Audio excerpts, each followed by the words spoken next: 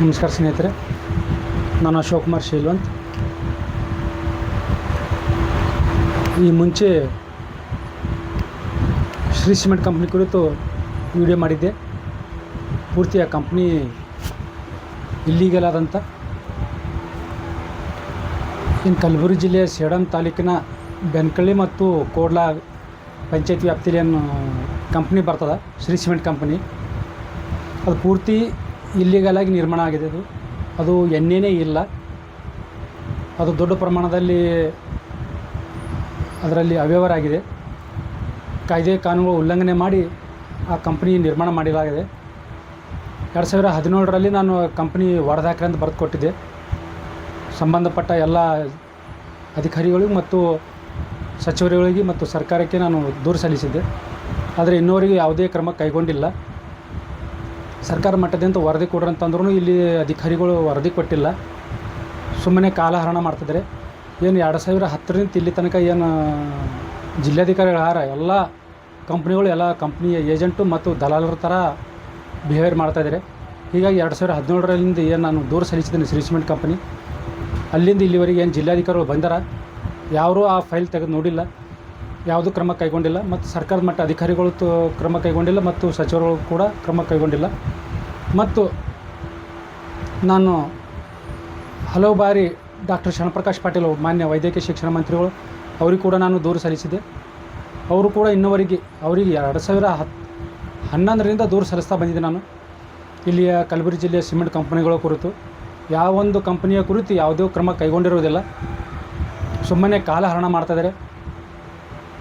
ಏನೂ ಕೆಲಸ ಮಾಡ್ತಾಯಿಲ್ಲ ಡಾಕ್ಟರ್ ಶರಣಪ್ರಕಾಶ್ ಪಾಟೀಲ್ ಅವರು.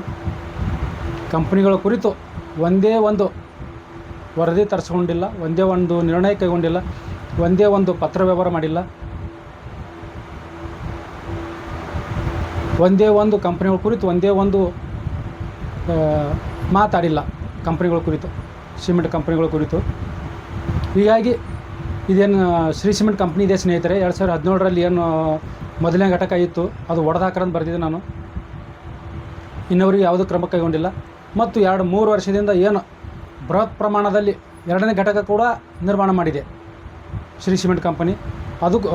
ಅದು ಕೂಡ ಹೊಡೆದಾಕಂತ ಹೋದ ವರ್ಷ ನಾನು ಬರೆದು ಕೊಟ್ಟಿದ್ದೆ, ದೂರು ಸಲ್ಲಿಸಿದೆ. ಆದರೆ ಇನ್ನವರಿಗೆ ಯಾರೂ ಅಧಿಕಾರಿಗಳು ಕ್ರಮ ಕೈಗೊಂಡಿಲ್ಲ. ಮತ್ತು ಹಲವು ಬಾರಿ ನಾನು RTI ಅಡಿಯಲ್ಲಿ ಮಾಹಿತಿ ಕೇಳಿದ್ರು ಕೂಡ ಮಾಹಿತಿ ಕೊಟ್ಟಿಲ್ಲ. ಅರ್ಧಂಬರ್ಧ ಮಾಹಿತಿ ಕೊಟ್ಟಿದ್ದಾರೆ.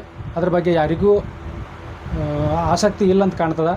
ಪ್ರತಿ ಬಾರಿ ವಿಡಿಯೋಗಳು ಚೇಂಜ್ ಆಗ್ತಾರೆ, ತಾಲೂಕು ಪಂಚಾಯತಿ ಇವರು ಚೇಂಜ್ ಆಗ್ತಾರೆ, DC ಚೇಂಜ್ ಆಗ್ತಾರೆ. ಆದರೆ ಕಡತಗಳು ಅಲ್ಲಿ ಆಫೀಸ್ನಲ್ಲೇ ಕೊಳಿತಾ ಬಿದ್ದಿವೆ, ಯಾರೂ ಕ್ರಮ ಕೈಗೊಂಡಿಲ್ಲ. ಹೀಗಾಗಿ ಇದು 2ನೇ ಘಟಕ ನಿರ್ಮಾಣ ಮಾಡ್ತಾಯಿದ್ದಾರೆ. ಇದು ಏನಾಗಿದೆ ನೋಡಿ ಅಂತ ತಿಳ್ಕೊಂಡು ತಾಲೂಕು ಪಂಚಾಯತಿ ಇವರಿಗೆ ಕೇಳಿದೆ ನಾನು. ತಾಲೂಕು ಪಂಚಾಯತಿ ಚೆನ್ನಪ್ಪ ರಾಯಣ್ಣರವರು ಏನೋ ಒಂದು ಸಣ್ಣದು ಕಟ್ಕೊಳತ್ತಾರ ಅಂತ ಹೇಳಿದರು ಅವರು. ಆದರೆ ನಾನು ಹಲವು ಬಾರಿ ನಾನು ಯಾದಗಿರಿಗೆ ಹೋಗೋತ್ತಿಗೆ ಹೋಗ್ತಾ ಬರ್ತಾ ನೋಡ್ತಿದ್ದೆ. ನಾನು ದೊಡ್ಡ ಪ್ರಮಾಣದಲ್ಲಿ 2ನೇ ಘಟಕ ನಿರ್ಮಾಣ ಮಾಡಿದ್ದಾರೆ. ಅದು ಆ ನಂತರ ಹಳ್ಳಿ ಕೂಡ ನಾನು ಹೋಗಿ ವಿಸಿಟ್ ಕೊಟ್ಟಿದ್ದೆ. ಅದು ವಿದ್ಯುತ್ ಪವರ್ ಪ್ಲ್ಯಾಂಟ್ ಕೂಡ ನಿರ್ಮಾಣ ಮಾಡಿದ್ದಾರೆ, ಸಿಮೆಂಟ್ ಘಟಕ ಕೂಡ ನಿರ್ಮಾಣ ಮಾಡಿದ್ದಾರೆ, ಕ್ಲಿಂಕರ್ ಘಟಕ ಕೂಡ ನಿರ್ಮಾಣ ಮಾಡಿದ್ದಾರೆ, ಹಲವು ಘಟಕಗಳು ನಿರ್ಮಾಣ ಮಾಡಿದ್ದಾರೆ ಮತ್ತು ಅನೇಕ ಬಹುಮಹಡಿ ಕಟ್ಟಡಗಳು ನಿರ್ಮಾಣ ಮಾಡಿದ್ದಾರೆ. ಈ 2ನೇ ಘಟಕ ಯಾವುದೇ ಪರವಾನಗಿ ಇಲ್ಲ. ಇದು ಮುಂಚೆ 2013ರಿಂದ ನಿರ್ಮಾಣ ಮಾಡಿದೆ. ಅದು ಕೋಡ್ಲ ಗ್ರಾಮ ಪಂಚಾಯತಿ ಬರ್ತಿತ್ತು ಅದು. ಆ ನಂತರ ಇದು 2015-16ರಲ್ಲಿ ಏನು ಹೊಸ ಪಂಚಾಯತಿ ಆಗಿದೆ ಬೆನಕಳ್ಳಿ. ಇವಾಗ ಪ್ಲಾಂಟ್ ಏರಿಯಾ ಏನದ ಇದು ಬೆನಕಳ್ಳಿ ಪಂಚಾಯತಿ ಬರ್ತದೆ. ಆದರೆ ಬೆನಕಳ್ಳಿ ಪಂಚಾಯತ್ PDOಗಳು ಒಬ್ಬರಿಗೂ ಕೂಡ ಇದ್ರ ಬಗ್ಗೆ ಅರಿವಿಲ್ಲ, ಅವರು ಒಬ್ಬರಿಗೂ ಕೂಡ ಜ್ಞಾನ ಇಲ್ಲ. ಪಂಚಾಯತ್ ರಾಜ್ ಆಕ್ಟ್ ಪ್ರಕಾರ ಅದು ಅವ್ರ ಮೇಲೆ ಪ್ರಯೋಗ ಮಾಡಿಲ್ಲ, ಅವ್ರಿಗೆ ಪರ್ಮಿಷನ್ ಕೇಳಿಲ್ಲ, NOC ಕೇಳಿಲ್ಲ. ಇದು 2ನೇ ಘಟಕ ನಿರ್ಮಾಣ ಮಾಡ್ತಿದ್ದಾರೆ. ಹೀಗಾಗಿ ಚೆನ್ನಪ್ಪ ರಾಯಣ್ಣವರು ಕೇಳಿದ್ರು ಯಾವುದೋ ಒಂದು ಸಣ್ಣದೇನೋ ನಿರ್ಮಾಣ ಮಾಡ್ಕೊಳತ್ತಾರ, ಸಣ್ಣದ ಕಟ್ಟಡ ಅಂತ ಹೇಳಿದರು. ಅದ್ರ ಬಗ್ಗೆ ಅವರು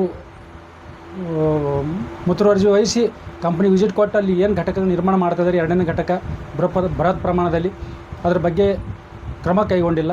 ಮತ್ತು ಪಂಚಾಯತ್ ಅಭಿವೃದ್ಧಿ ಅಧಿಕಾರಿಗಳು ಕೂಡ ಕ್ರಮ ಕೈಗೊಂಡಿಲ್ಲ. ಈಗ ನಾನು ಹೇಳೋದು ಏನಪ್ಪ ಅಂತಂದರೆ, ಶ್ರೀ ಸಿಮೆಂಟ್ ಕಂಪ್ನಿಯನ್ನು 2ನೇ ಘಟಕ ನಿರ್ಮಾಣ ಮಾಡಿದೆ ಮತ್ತು ಮೊದಲನೇ ಘಟಕ ಎಲ್ಲ ಪೂರ್ತಿ ಇಲ್ಲೀಗಲ್ ಆದ. ಅವೆಲ್ಲ ಶೀಘ್ರದಲ್ಲಿ ಅದು ಒಡೆದು ಹಾಕಬೇಕು, ಇಲ್ಲ ಬಂದ್ ಹಾಕಬೇಕು ಅಂತ ತಿಳ್ಕೊಂಡು ನಾನು ಸಂಬಂಧಪಟ್ಟ ಅಧಿಕಾರಿಗಳಿಗೆ ಮತ್ತು ಜನಪ್ರತಿನಿಧಿಗಳಿಗೆ, ಸಚಿವರಿಗೆ ಎಲ್ಲರಿಗೂ ನಾನು ವಿನಂತಿ ಮಾಡ್ಕೊಳ್ತೀನಿ. ಒಂದು ವೇಳೆ ಆಗದೇ ಇದ್ದರೆ ಈಗ ಎಲ್ಲ ನಾನು ಡ್ರಾಫ್ಟ್ ಮಾಡ್ತಾಯಿದ್ದೀನಿ, ಅದು ಆಗಿದೆ ಎಲ್ಲ ಪೂರ್ತಿ. ಅದು ಪೂರ್ತಿ ಏನೇನು ಹಗರಣ ಮಾಡಿದೆ ಎಲ್ಲ ಅಧಿಕಾರಿಗಳು, ಜನಪ್ರತಿನಿಧಿಗಳು ಮತ್ತು ಪೂರ್ತಿ ಬಯಲಿಗೆ ತೊಗೊಂಬರ್ಬೇಕಾಗ್ತದೆ. ತಾವು ಯಾರು ಸಂಬಂಧಪಟ್ಟವರಿಗೆ ಈಗಲಾದರೂ ಕಾಲ ಮಿಂಚಿಲ್ಲ, ಅದ್ರ ಮೇಲೆ ಕ್ರಮ ಕೈಗೊಳ್ಳ್ರಿ. ಪರ್ಮಿಷನ್ ಇಲ್ಲದೆ ಕಟ್ಟಡ ನಿರ್ಮಾಣ ಮಾಡಿದ್ರೆ, ಯಂತ್ರೋಪಕರಣ ಸ್ಥಾಪನೆ ಪರವಾನಗಿ ಇಲ್ಲದೆ ಏನಾದರೂ ನಿರ್ಮಾಣ ಮಾಡಿದರೆ ಅವರು ದಂಡ ವಿಧಿಸಬೇಕು. ದಂಡ ಕೂಡ ವಿಧಿಸೋದಿಲ್ಲ, NOC ಕೂಡ ಇರುವುದಿಲ್ಲ. ಎರಡನೇ ಪ್ಲಾನ್ದು ಗ್ರಾಮ ಪಂಚಾಯತ್ ಆಗಲಿ, ಟೌನ್ ಆ್ಯಂಡ್ ಕಂಟ್ರಿ ಪ್ಲ್ಯಾನಿಂಗ್ದಾಗಲಿ, ಜಿಲ್ಲಾಧಿಕಾರಿಗಳದಾಗಲಿ ಏನೇನೇ ಇಲ್ಲ. ಅದು ಅವ್ರು ಯಾವ ರೀತಿ ಅನುಮತಿ ಕೊಟ್ಟಿದ್ದಾರೆ ಗೊತ್ತಿಲ್ಲ. ಮತ್ತು ಕಾರ್ಖಾನೆ ಮತ್ತು ಬಯಲಾರಿ ಇಲಾಖೆ ಅವರು ಕೂಡ ಹಿರಿಯ ಸಹಾಯಕ ನಿರ್ದೇಶಕರು ಅವರು ಕೂಡ ಯಾಕೆ ಕಣ್ಮುಚ್ಚಿ ಕುಂತಿದ್ದಾರೆ? ಇವೆಲ್ಲ ಅಧಿಕಾರಿಗಳು ಮತ್ತು ಪೊಲ್ಯೂಷನ್ ಕಂಟ್ರೋಲ್ ಬೋರ್ಡ್ದವರು ಅವ್ರಿಗೆ ಕೂಡ ಯಾವುದೋ ಅಲ್ಲಿ ಪರ್ಮಿಷನ್ ಇಲ್ಲ. ಯಾವ್ಯಾವ ಪರ್ಮಿಷನ್ ಅವ್ರಿಗೆ ಕೊಟ್ಟು ನಿರ್ಮಾಣ ಮಾಡ್ತಾ ಇದ್ದಾರೆ ಅಂತ ತಿಳ್ಕೊಂಡು ಹೇಳಿಲ್ಲ. ಒಂದು ಬೆಳೆಗೆ ಆದರೆ ಮತ್ತು ತೆರಿಗೆ ಕೂಡ ಸಂದೇಹ ಮಾಡ್ತಾಯಿಲ್ಲ ಗ್ರಾಮ ಪಂಚಾಯತಿಗೆ. ಹೀಗಾಗಿ ಹಲವು ಕಾಯ್ದೆ ಕಾನೂನುಗಳಿವೆ.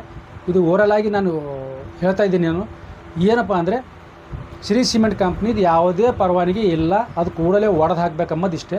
ಅದು ದಾಖಲೆಗೆ ಸಮೇತ ನಾನು ಹೇಳ್ತೀನಿ. ನಾನು ಆನಂತರ ವಿಸ್ತಾರವಾಗಿ ಅದು ಒಂದು ಅರ್ಧ ತಾಸು ಆಗ್ಬೋದು, 1 ತಾಸು ಆಗ್ಬೋದು, ಎಲ್ಲ ವಿವರವಾಗಿ ಹೇಳ್ತೀನಿ. ಇದು ಸ್ವಲ್ಪ ಕಾಲಕ್ರಮವಾಗಿ ಅವಾಗ ನಾನು ಸ್ವಲ್ಪ ನೆನಪು ಮಾಡಬೇಕಾಗ್ತದೆ. ಇದು ಎಲ್ಲ ಕಂಪ್ನಿಗಳು ದಾಖಲೆ ಸಮೇತ ಹೇಳಬೇಕಾದ್ರೆ ಕೆಲವು ಮುಂಚೆ ನಡೀತಾ ಇದ್ದೇವೆ. ಕೂಡಲೇ ಅಧಿಕಾರಿಗಳು ಮತ್ತು ಸರ್ಕಾರ ಕೂಡಲೇ 2ನೇ ಘಟಕ ನಿಲ್ಲಿಸಬೇಕು ಮತ್ತು ಅದು ಒಡೆದು ಹಾಕಬೇಕು. ಮೊದಲನೇ ಘಟಕ ಕೂಡ ಒಡೆದು ಹಾಕಬೇಕು. ಶ್ರೀ ಸಿಮೆಂಟ್ ಕಂಪನಿ ಯಾವುದೂ ಪರವಾನಗಿ ತೊಗೊಂಡಿಲ್ಲ. ಅಲ್ಲಿ ಪಂಚಾಯತ್ ಅಭಿವೃದ್ಧಿ ಅಧಿಕಾರಿಗೂ ಗೊತ್ತಿಲ್ಲ, ಅಲ್ಲಿ ಗ್ರಾಮ ಪಂಚಾಯತ್ ಸದಸ್ಯರಿಗೂ ಗೊತ್ತಿಲ್ಲ, ತಾಲೂಕು ಪಂಚಾಯತ್ ಸದಸ್ಯರಿಗೂ ಗೊತ್ತಿಲ್ಲ, ZP ಸದಸ್ಯರಿಗೂ ಗೊತ್ತಿಲ್ಲ, ಮಿನಿಸ್ಟ್ರಿಗೆ ಗೊತ್ತಿಲ್ಲ. ಒಂದು ವೇಳೆ ಗೊತ್ತಿದ್ದರೆ ಅವರು ಉದ್ದೇಶಪೂರ್ವಕವಾಗಿ ಕೂತಿದ್ದಾರೆ. ಕಂಪನಿಗೆ ಏಜೆಂಟು ಮತ್ತು ದಲಾಲ ಅಂತ ಅರ್ಥ. ಈ ಸಚಿವರುಗಳು ಕೂಡ ಯಾವುದೂ ಗಮನಕ್ಕಿಲ್ಲ. ಅವ್ರಿಗೆ ಕೂಡ ನಾನು ಕೊಟ್ಟಿದ್ದೆ. ನಾನು ಶ್ರೀ ಸಿಮೆಂಟ್ ಕಂಪನಿ ಡೆಮಾಲಿಷ್ ಮಾಡಿರಿ, ಒಡೆದು ಹಾಕಿರಿ, ಅದ್ರ ಮೇಲೆ ಕ್ರಮ ಕೈಗೊಳ್ಳ್ರಿ ಅಂತ. ಡಾಕ್ಟರ್ ಶ್ಯಾಮಪ್ರಕಾಶ್ ಪಾಟೀಲ್ ಕೂಡ ಅದ್ರ ಮೇಲೆ ಕ್ರಮ ಕೈಗೊಂಡಿಲ್ಲ. ಅಧಿಕಾರಿಗಳು, ಜಿಲ್ಲಾಧಿಕಾರಿಗಳು ಕೂಡ ಯಾವುದೂ ಕ್ರಮ ಕೈಗೊಂಡಿಲ್ಲ. ಹೀಗಾಗಿ ಮುಂದಿನ ದಿನಗಳಲ್ಲಿ ದಾಖಲೆಗಳ ಸಮೇತ ಎಲ್ಲ ದಾಖಲೆಗಳು ಕಲೆಕ್ಟ್ ಮಾಡಿದ್ದೀನಿ. ಮತ್ತು ಈಗ ಪ್ರೆಸೆಂಟ್ ಏನೇನು ದಾಖಲೆಗಳು ಬೇಕು ಎಲ್ಲ ಮತ್ತು ದಾಖಲೆಗಳು ಹಳಿವಲ್ದು ಮತ್ತು ಹೊಸ ದಾಖಲೆಗಳು ಕೂಡ ಕಲೆಕ್ಟ್ ಮಾಡಿದ್ದೀನಿ.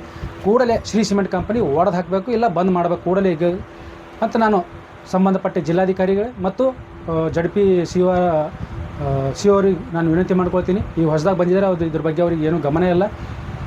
ನಾನು ಮತ್ತು ಶೀಘ್ರದಲ್ಲಿ ಕಾಂಪ್ಲೇಂಟ್ ಕೂಡ ಕೊಡ್ತೀನಿ ಮತ್ತು ಪ್ರೆಸ್ ಮೀಟ್ ಕೂಡ ಮಾಡ್ತೀನಿ. ನಾನು ಇದು ಎಲ್ಲ ಜನರಿಗೆ ಗೊತ್ತಾಗಲಿ ಅಂತ ತಿಳ್ಕೊಂಡು ನಾನು ವಿಡಿಯೋ ಮಾಡ್ತಾಯಿದ್ದೀನಿ. ಅಲ್ಲಿವರೆಗೆ ಜೈ ಭೀಮ್, ನಮ್ಮ ಬುದ್ಧಾಯ ಸ್ನೇಹಿತರೆ.